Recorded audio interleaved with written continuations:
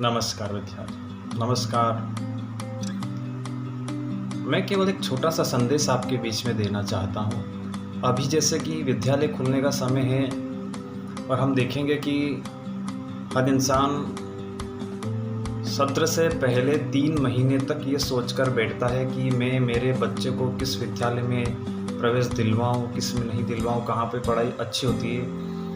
तो सबसे पहले एक बात ध्यान रखिए कि हम किसी भी प्रकार के प्रलोभन में आकर, किसी की बात में आकर, किसी रिश्तेदार के कहने पर अपने बच्चों को ऐसे किसी भी विद्यालय में नहीं डालें जहां पर हमारे संस्कार और संस्कृति प्रभावित होते हो।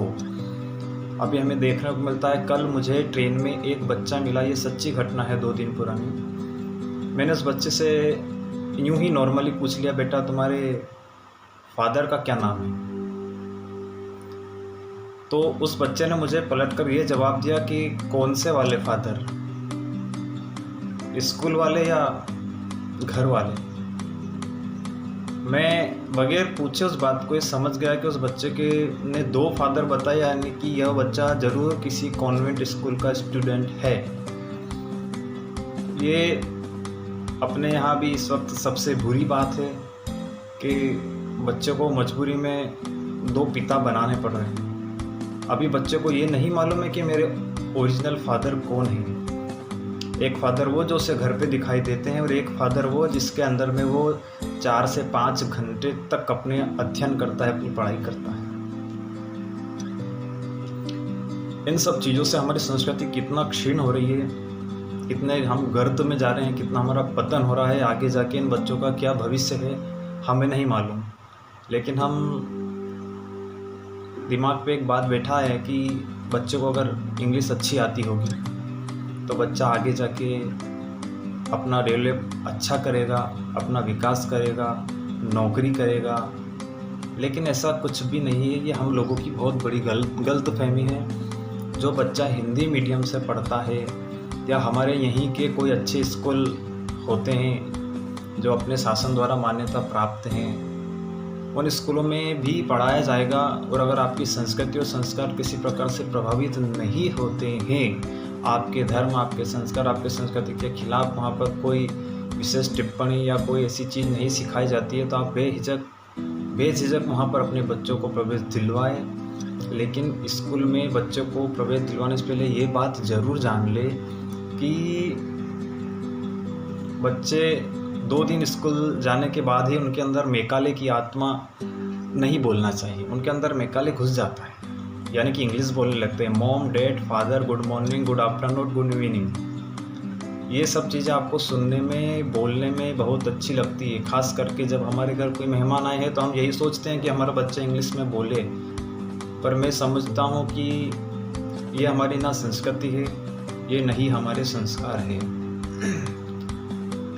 हम भारतीय लोग हैं जो शुभ प्रभात से शुरू हुए थे, जय श्री कृष्ण से शुरू हुए थे और शुभ रात्रि जय श्री राम तक की पूरे 24 घंटे जो हमारी यात्राएं चलती है। हम बच्चे को इस कन्फ्यूज़न में नहीं डालें कि उसके कितने फादर हो। ऐसे किसी भी स्कूल में उसको प्रवेश ना दिलवाएं। बच्चे से बात करके ये जानना आज के ज़माने में बहुत सरल हो गया है कि ये बच्चा किस प्रकार के वातावरण में पल रहा है। अगर आपका बच्चा सुबह उठकर आदि तस्य नमस्कारा ये कुर्वन्ति दिने दिने सूर्य को नमस्कार करता है, तो समझिएगा कि आपका बच्चा किसी अच्छे स्कूल से पढ़ा हुआ है, या आपका बच्चा किसी अच्छे स्कूल में जाता है, या आपका बच्चा किसी अच्छे शिक्षक या शिक्षिका के पास बैठकर शिक्षा ग्रहण करता है। अगर आपका बच्चा बिस्तर से उठने से पहले माता सरस्वती को, गोविंद को, लक्ष्मी को प्रणाम करता है, कराग्रे वस्ते लक्ष्मी कर मध्य सरस्वती करमुलेत गोविंदा प्रभाते कर दर्शनम करता है, तो समझिएगा कि आपका बच्चा भी सही दिशा में जा रहा है।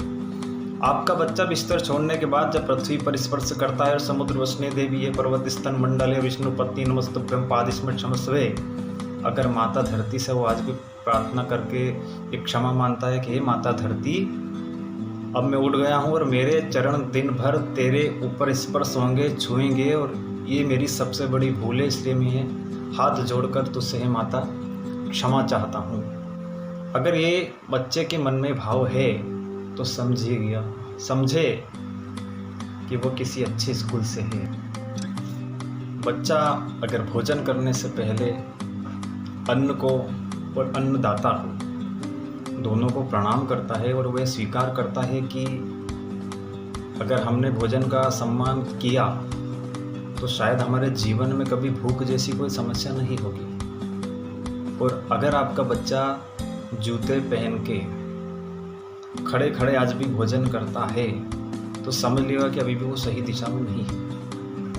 अगर बच्चे को भोजन करने से पहले ये बात है कम सहना भवतु सेन वनक्तु सावीर्यम गर्भावह और तेजस्विना पतितमस्तु मां विद्यावह, तो समझ लिएगा कि बच्चा सही दिशा में जा रहा है।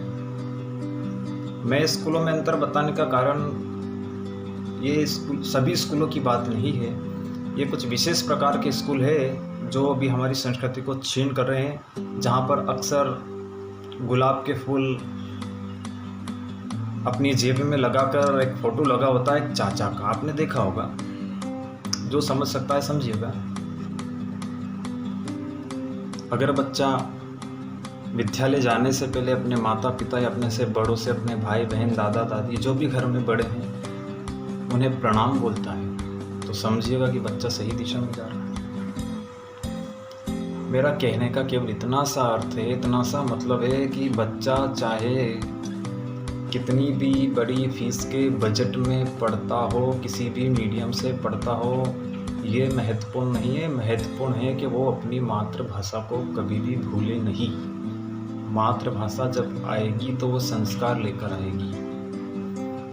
आप जिस भी मातृभाषा में हो अपनी मातृभाषा का सम्मान करें, स्वयं भी करें, बच्चों को भी सिखाएं। मातृभाषा महत्वपूर्ण है। भाषा आती है हमारी मातृभाषा तो वो संस्कार लेकर ही आती है। अपनी मातृभाषा में डॉक्टर एपीजे अब्दुल कलाम जैसे ऐसे कई बड़े लोग हुए जिन्होंने किसी भी विदेशी भाषा का सहारा नहीं लिया और एक ऊंचा स्थान ग्रहण किया, ऊंचा स्थान बनाया। आज भारत और भारत से बाहर जिन्हें नाम से जाना जाता है, मिसाइल मैन के नाम से, कभी उनका इतिहास उठाकर पढ़िएगा। उन्होंने ऐसा कुछ भी विदेशी भाषाओं का सहारा नहीं लिया और अपनी मातृभाषा में, तमिल में, मलयालम में पढ़कर ही अपने आप को एक महान व्यक्तित्व के रूप में निखारा है।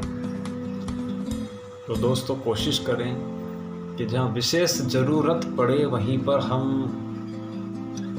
इंग्लिश का उपयोग करें या बोलें उसे, पर मातृभाषा को कभी नहीं छोड़ें। हमारी संस्कार और हमारी संस्कृति जितना बच्चों को, हमें या किसी भी समाज को अपनी मातृभाषा में समझ आएगी, इतना कहीं नहीं आएगी। माताजी पिताजी कहने में, भाई बहन कहने में जो प्यार होता है वो मॉम डैड कहने में प्यार नहीं होता।